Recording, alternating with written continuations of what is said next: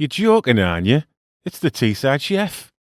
There is no bread that is quicker and easier to make from scratch than this. No proving or kneading required. Today we're making Irish soda bread, and I'm doing cheese and onion soda bread here. And doesn't that onion look resplendent with its beautiful golden skin? I'm going to chop this largish onion finely, but not too finely, but also not too coarsely, somewhere in the middle. A chopped onion that Goldilocks would approve of, if you will, and let's cook the onion in a generous amount of melted butter on a medium heat with a pinch of salt. And you don't want to cook the onion too much, but you want to brown the edges a little bit. Try to imagine you're trespassing in the home of a trio of anthropomorphic bears when cooking your onion.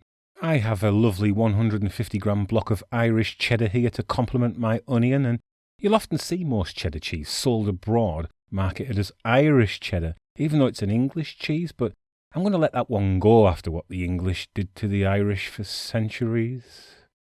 500 grams of Great British all-purpose flour next, to which I'll add 1.5 teaspoons of salt, 2 teaspoons of sugar, and a scant level teaspoon of baking soda.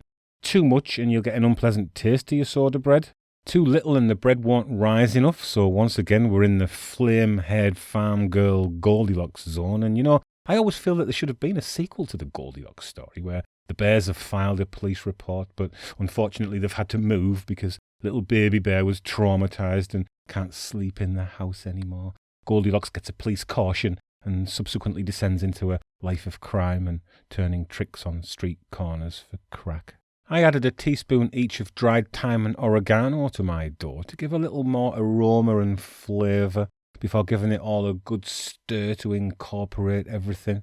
I didn't add any butter because that gives too much of a scone texture for me, and I want to keep a traditional Irish soda bread recipe going here. And for that I'll need 350 millilitres of buttermilk. If you don't have buttermilk, you could use ordinary milk soured with a tablespoon or two of lemon juice. But either way, once your liquid's in, you can bring the whole thing together first with a spoon before getting in there with your hands and giving it a good mush together. The dough will be quite sticky at first, but not so much that it can't be handled, so try not to add any extra flour to the recipe if you can help it. And all you're really looking for is the dough to be quite smooth, really, so keep working it until most of the creases in the dough disappear.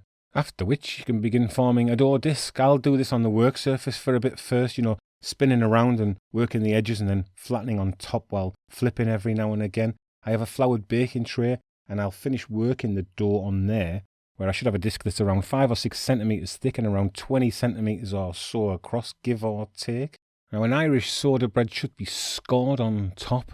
I like to go on first with a very gentle score, and I'll go along there and score sort of the top into quarters before then going in and cutting deeper. And when I do go in deeper, I cut around half of the way through, and this double scoring method just prevents the knife from deforming the sticky dough too much, and then you get an even rise and an even bake, which will happen once we've baked the bread in a well preheated oven set to 200 degrees Celsius or 390 Fahrenheit, although I like to bake at 180 Celsius, 355 Fahrenheit or so, with the fan on, as that gives me the perfect result which is demonstrated here. The bread is puffed up lovely and looks as pretty as a picture, and once it's had a chance to cool a little, place it on a rack to cool fully. I don't cover the bread after baking because I want this lovely crunchy crispy exterior here, and now it's cooled fully, I'm going to cut into it and show you the inside, where you'll see a perfectly baked dense crumb that is absolutely perfect, eaten fresh, toasted and buttered.